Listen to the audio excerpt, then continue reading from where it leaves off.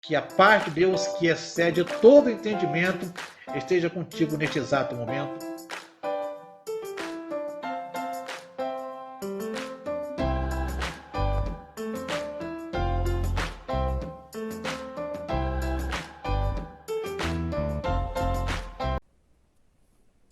Saudações, sejam todos bem-vindos ao nosso terceiro estudo da série Liberdade Cristã. Hoje é o terceiro estudo e parte final, quando temos falado sobre liberdade cristã. Eu quero te convidar para que você abra a tua Bíblia em 1 Coríntios, capítulo 6, versículo 12. Vou repetir, 1 Coríntios, capítulo 6, versículo 12, e nós vamos estar lendo este versículo. Assim diz a palavra do Senhor: tudo me é permitido, mas nem tudo convém. Tudo me é permitido, mas eu não deixarei que nada domine. Vamos parar por aqui por enquanto e vamos orar? Senhor, te agradecemos por este momento, te pedimos perdão pelos nossos pecados, suplicamos ao Senhor que a tua graça, a tua misericórdia, o teu amor estejam sobre a nossa vida. Pedimos ainda para que teu Espírito nos ilumine para que possamos entender aquilo que vamos estudar e que teu Espírito nos ajude a colocar em prática as lições que vamos aprender com o estudo da tua palavra neste momento. É a nossa oração em nome do Senhor Jesus. Amém. Bom, este texto que nós acabamos de ler, 1 Coríntios, capítulo 6, versículo 12, é um dos textos que serve como divisa para o nosso estudo. O outro texto que serve como divisa para o nosso estudo é 1 Coríntios, capítulo 10, versículo 23. Vamos dar uma olhadinha lá? Vou repetir. 1 Coríntios, capítulo 10, versículo 23. Assim diz a palavra do Senhor: tudo é permitido, mas nem tudo convém. Tudo é permitido, mas nem tudo edifica. Estou usando a nova versão internacional da Bíblia, que é a NVI, um texto mais contemporâneo, um texto que facilita um pouco mais a nossa compreensão acerca da Bíblia. Na verdade, as expressões tudo me é permitido era um ditado que existia na época lá em Corinto entre os pensadores e algumas pessoas. Tudo me é permitido. As pessoas achavam que tinham liberdade para fazer tudo, e Paulo aqui nestes dois textos ele vai repetir este ditado, mas vai fazer um acréscimo. Ele fala o seguinte: bom, já que vocês dizem que tudo me é permitido, vocês devem entender que nem tudo convém. Aí ele continua: já que vocês dizem que tudo é permitido, não podemos nos deixar dominar por nada. Tá? Então, Paulo, escrevendo à igreja que estava em Roma, a igreja que estava em Corinto, a igreja que estava na Galácia, a igreja de Tessalonicenses, Colossenses, ele vai falar sobre a importância de nós termos cuidado com a nossa liberdade cristã. Acharmos que porque somos cristãos, porque estamos vivendo uma nova vida pela fé em Jesus, nós podemos fazer aquilo que nós queremos fazer. O objetivo dos nossos estudos é aprender a viver em harmonia com os nossos irmãos. Aprender a viver em harmonia na família de Deus, na comunidade dos santos. Este é o nosso objetivo. Porque, embora estejamos vivendo numa mesma comunidade, cada um de nós temos a nossa individualidade. Cada um de nós temos as nossas características, somos bem diferentes uns dos outros. E talvez essas diferenças, elas possam tornar difícil o viver em sociedade, o viver em grupo, o viver na família cristã, mas temos que entender que é necessário que haja harmonia e comunhão entre os membros desta família cristã. Hoje, findando esta série de estudos, Liberdade Cristã, eu quero falar sobre algumas verdades. A primeira é que Cristo é o maior exemplo de amor ao próximo. Nos 2 últimos estudos que compartilhei com vocês, eu falei sobre princípios que devem nortear a nossa liberdade cristã. Ou seja, diante de uma situação, de uma circunstância, como agir? Você deve se deixar nortear, deve se deixar orientar por estes princípios que compartilhei com vocês 2 estudos atrás. Tá? Então, hoje, eu quero falar para vocês que Cristo é o maior exemplo de amor ao próximo. Entendendo isso, nós vamos entender uma outra coisa.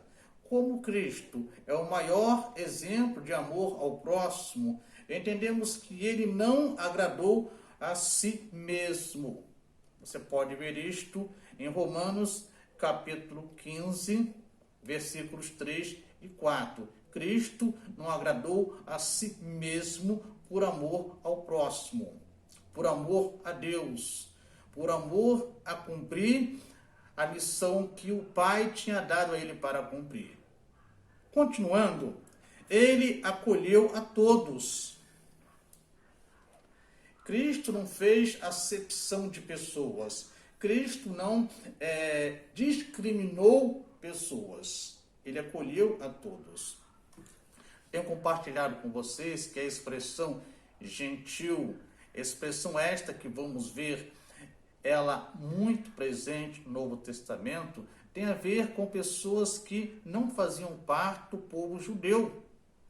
Então, quando Cristo vem, ele vem para todos. Inicialmente, entendemos que ele veio para os judeus porque era o cumprimento de profecias feitas no Antigo Testamento, era cumprimento da palavra de Deus dada ao povo judeu. Mas nós vamos entender que ele veio para os judeus, mas os judeus, o povo judeu, não o reconheceu como sendo o Messias prometido pelos profetas, como sendo o rei prometido pelos profetas, como sendo aquele que salvaria o povo judeu, não dos seus problemas, não das suas dificuldades, mas do seu pecado, da sua desobediência contra Deus. Mas a Bíblia diz que todos aqueles que o receberam, todos aqueles que acreditaram em Jesus, todos aqueles que o aceitaram, foi dado a estes o poder, o direito de serem feitos filhos de Deus. Ou seja, nós, os gentios, nós que não fazíamos parte do povo judeu, quando aceitamos Jesus, quando cremos em Jesus, quando fazemos de Jesus Senhor da nossa vida, nós somos adotados pelo Pai como filhos. Então, Cristo é o maior exemplo de amor. Devemos edificar o nosso próximo. Em nosso relacionamento com o nosso próximo, e principalmente o nosso irmão, nós devemos edificá-lo. O nosso relacionamento deve ter como objetivo edificar o nosso próximo. E por isso temos que ter cuidado para não escandalizar o nosso próximo, para não ser pedra de tropeço para o nosso próximo, principalmente para o nosso irmão. Então, nosso objetivo é edificar o nosso irmão. Precisamos nos lembrar de algumas outras coisas também nesta nossa caminhada, nesta nossa postura de liberdade cristã. Eu quero compartilhar estas coisas com vocês. Primeiro, se Jesus nos libertou somos libertos de fato. No Evangelho de João, capítulo 8, versículo 36, está escrito: pois se o Filho vos libertar, verdadeiramente sereis livres. Então, em Jesus, nós fomos libertos das nossas crendices, nós fomos libertos das nossas superstições, nós fomos libertos daquelas coisas que nos afastavam da presença de Deus. Uma segunda verdade é que nem tudo nos convém. Todas as coisas, elas podem ser lícitas, todas as coisas podem ser permitidas, mas nem tudo convém. E diante das circunstâncias, eu preciso analisar as circunstâncias. Eu fui liberto, estou livre, tenho permissão para fazer ou não fazer. Mas há situações que eu preciso pensar, embora eu seja livre, embora eu tenha permissão para fazer isto, não me convém.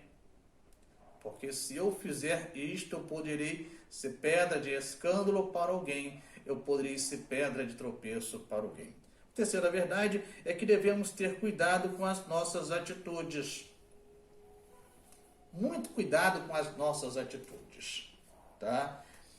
Porque muitas vezes aquilo que fazemos não tem nada a ver, achamos que não servirá de escândalo, achamos que não vai causar problema algum na vida do nosso irmão e da nossa irmã. Talvez não cause mesmo, mas nós temos que pensar, nós temos que parar e pensar para saber se aquilo que nós estamos fazendo de fato não vai escandalizar o nosso irmão e a nossa irmã. Lembre-se que em nossos 2 estudos passados eu falei sobre você se deixar ser guiado pela Bíblia, você deixar que a Bíblia te norteie em tudo aquilo que você vai fazer. Em quarto lugar, a nossa liberdade não deve ferir os direitos do nosso irmão. Depois você dá uma olhada, por favor, em 1 Coríntios, capítulo 9, do versículo 1 ao 27, o apóstolo Paulo, escrevendo aos crentes em Corinto, vai falar sobre isto. A igreja que estava em Corinto era uma igreja que tinha muitos dons, era uma igreja que tínhamos pessoas bem capazes, mas também era uma igreja problemática. Então nós vamos ver que a dificuldade para viver em comunhão e harmonia não é a falta de dons espirituais, não é a falta de unção na vida da liderança, unção na vida dos irmãos, não. O problema somos nós, seres humanos. Nós, muitas vezes, criamos situações, criamos circunstâncias que, ao invés de produzir na família cristã, produzir no corpo de Cristo coisas boas, tais como a harmonia, a comunhão, a edificação, o crescimento mútuo, a edificação mútua, nós criamos situações que acabam dividindo os membros deste corpo, acabam dividindo os membros desta família, a família de Deus. Em quinto lugar, devemos viver para Jesus, não para nós. Devemos viver para Jesus, não para nós. A gente, quando fala sobre discipulado, a gente fala muito em renúncia, em renunciar. E Jesus vai falar: aquele que quiser vir após mim, negue-se. Então, a pergunta que ele fala é o seguinte: olha, aquele que quiser. O convite é feito, mas você não é obrigado a seguir Jesus, ir após Jesus. Mas se o convite é feito, Se você atende o convite, então você tem que seguir os passos de Jesus, você tem que olhar para Jesus, você tem que focar Jesus. Jesus será o teu referencial. Então, devemos viver para Jesus e não para nós. Paulo, escrevendo aos Coríntios, ele vai falar: assim que alguém está em Cristo, nova criatura é. As coisas velhas já se passaram, eis que tudo se fez novo. Quem está em Cristo, quem tem Cristo como Senhor e Salvador da sua vida, é uma nova criatura. Ele foi recriado espiritualmente, ele renasceu espiritualmente. Quando isto acontece, aquela velha vida, vida de pecado, vida de prisão espiritual, esta velha vida deixa de existir e a pessoa passa a viver em novidade de vida. Novidade de vida no que diz respeito a depender de Jesus, a glorificar o nome de Jesus, a amar o nosso irmão, a ter comunhão e harmonia com o nosso irmão e com a nossa irmã. Em sexto lugar, Jesus nos libertou para a liberdade. Paulo, escrevendo aos Gálatas, no capítulo 5, versículo 1, vamos ver, abra tua Bíblia, por favor, em Gálatas, capítulo 5, versículo 1. Diz assim a palavra do Senhor: foi para a liberdade que Cristo nos libertou, portanto permaneçam firmes e não se deixem submeter novamente a um jugo de escravidão. Jesus nos libertou para a liberdade. Paulo aqui exorta, ele chama a atenção dos crentes gálatas, dizendo: vocês foram libertos para a liberdade, não se deixam prender novamente. Porque muitas vezes nós iniciamos a nossa caminhada cristã, a nossa jornada cristã tão bem, mas no meio do caminho nós nos deixamos aprisionar por aquelas coisas antigas, por aquelas coisas que faziam parte da nossa vida antes do encontro que tivemos com Jesus, antes de aceitar o convite feito por Jesus para nos tornarmos seus discípulos. Então fomos libertos para a liberdade. E devemos tomar cuidado para que esta nossa liberdade, esta nossa consciência de que posso fazer tudo, devemos ter cuidado para que esta consciência, estas coisas não nos prendam, não se tornem em prisões para nós. Em sétimo lugar, a nossa liberdade é limitada pelo amor. A nossa liberdade é limitada pelo amor. E Paulo, escrevendo aos Gálatas, ainda capítulo 5, versículo 13 a 15, ele fala sobre isso. Vamos dar uma olhadinha lá, por favor.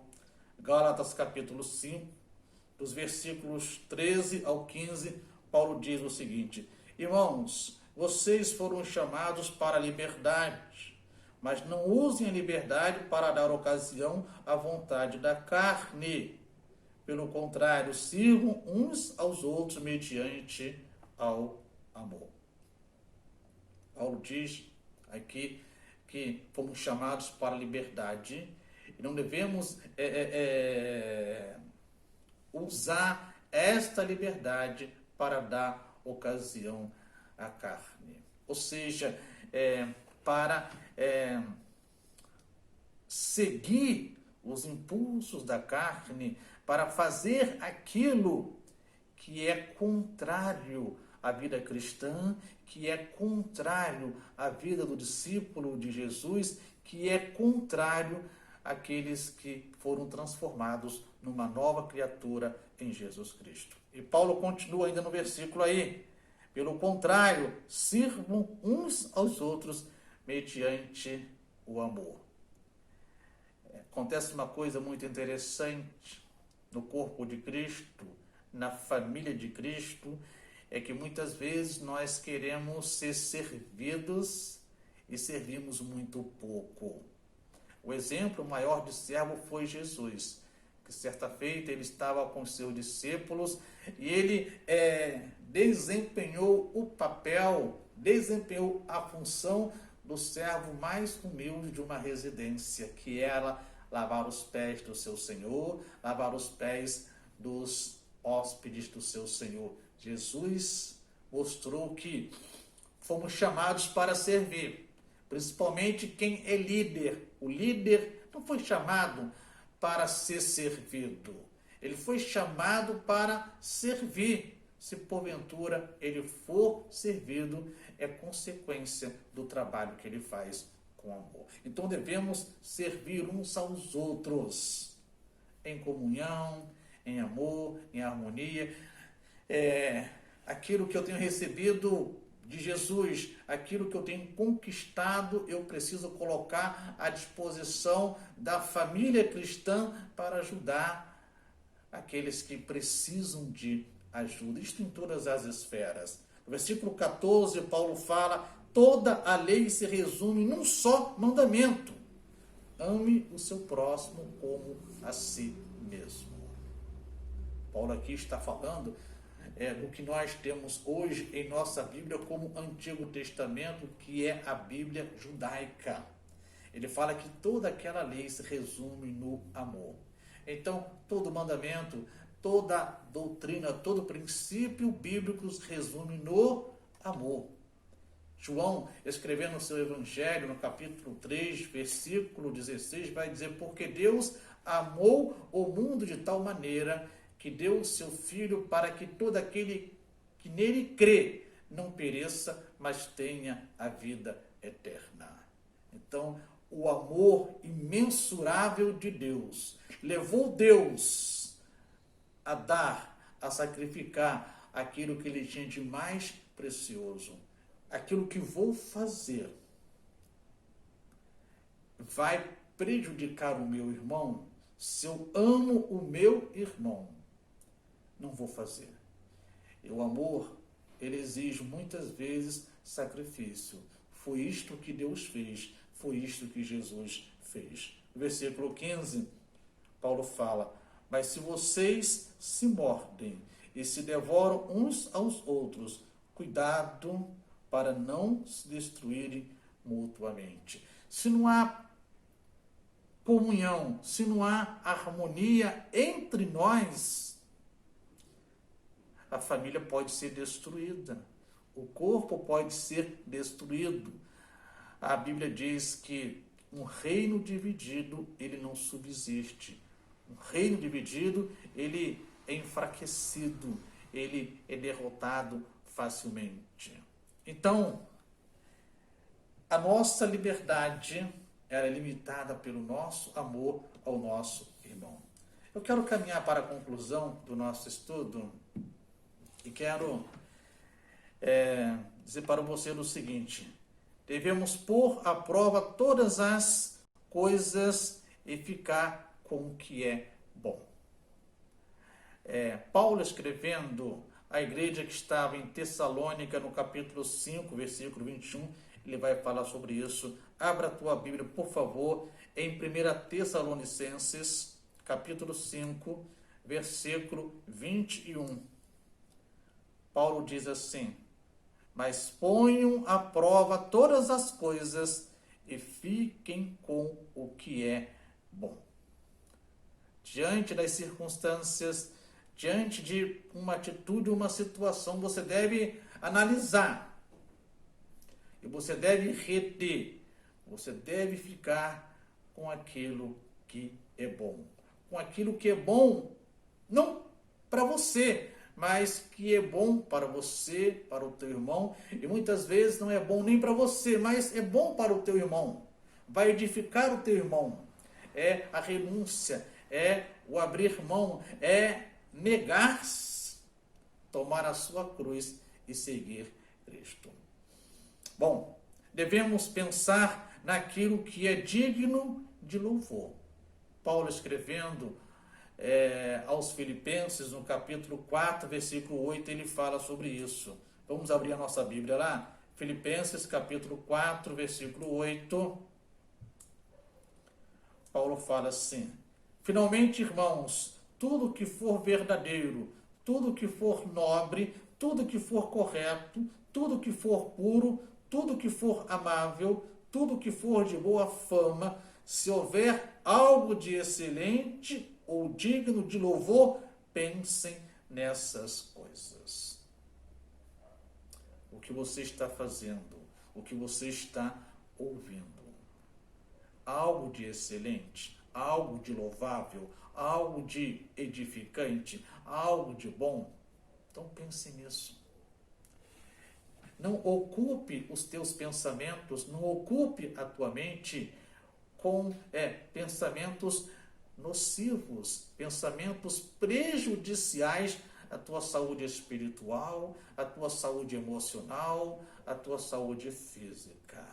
Não permita que os maus pensamentos sejam toxinas para envenenar o teu relacionamento com o teu irmão ou com a tua irmã. Atenda o que Paulo está nos aconselhando aqui. Se houver algo de excelente ou digno de louvor, pensem nessas coisas.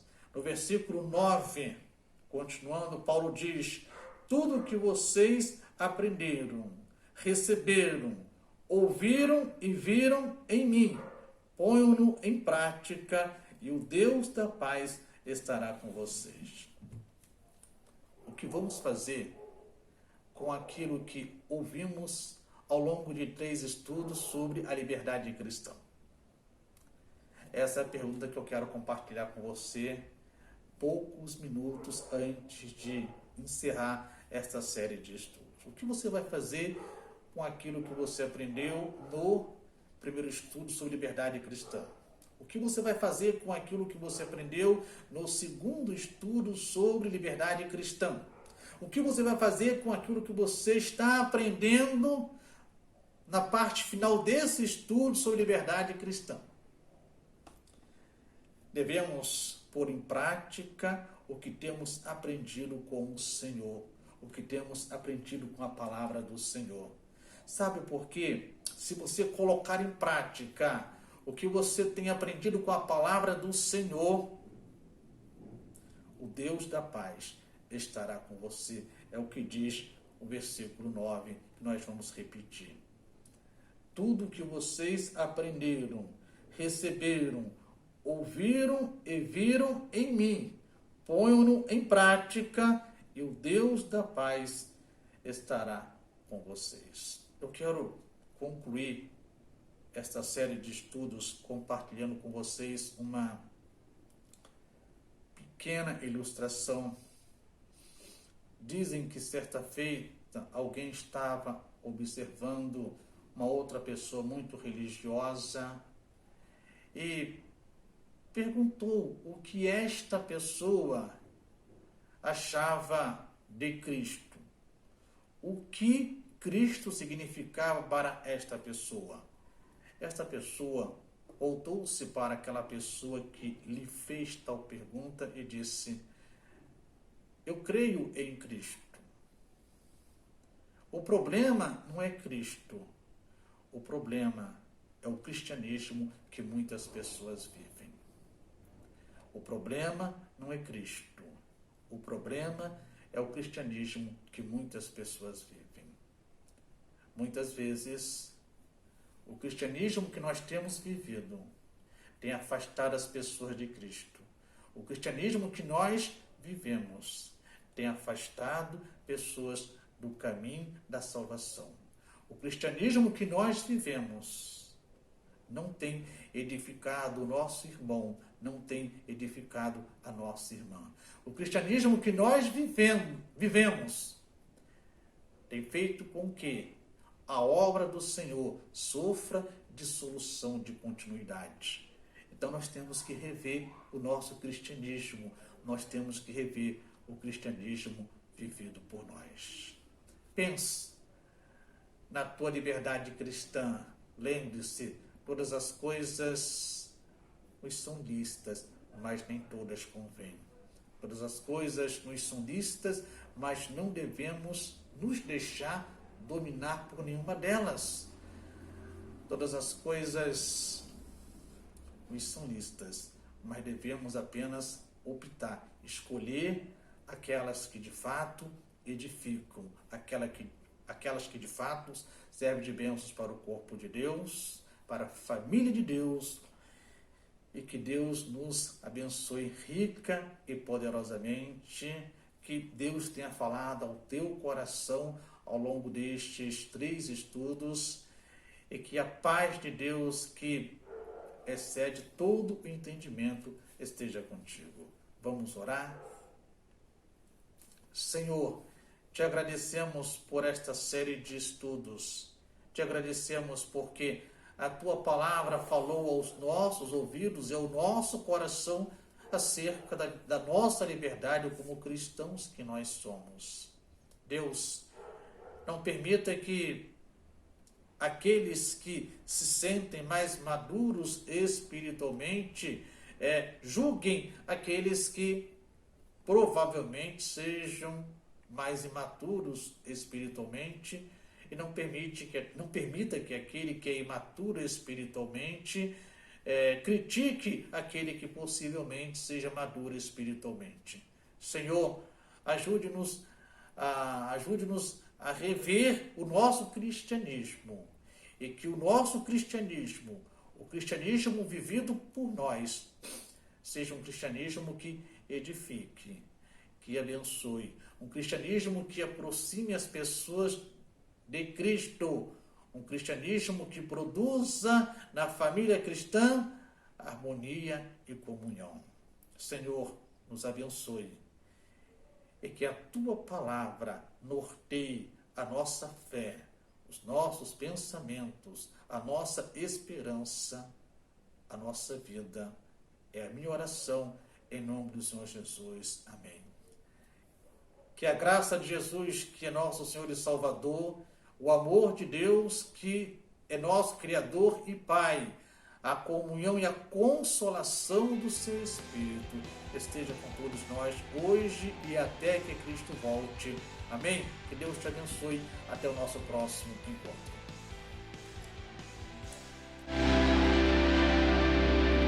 Livre, a graça me fez livre. O castigo que me traz a paz não existe mais. Teu amor quebrou os grilhões. Livre, a graça me fez livre. O castigo que me traz a paz não existe mais. Teu amor quebrou os grilhões. Teu amor quebrou os grilhões. O plano da redenção me transportou para a luz. Não sou refém da própria sorte. Eu sou livre pra declarar que o meu amor é teu. O meu amor é teu. Meu amor é teu. Verdadeiramente livre sou. Teu amor me capturou. Que o meu amor é teu. O meu amor é teu. O meu amor é teu. Meu amor é teu. Verdadeiramente livre sou. Teu amor me capturou.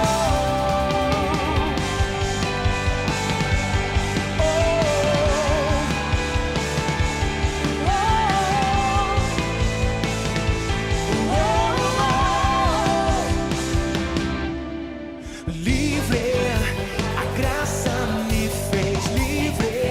O castigo que me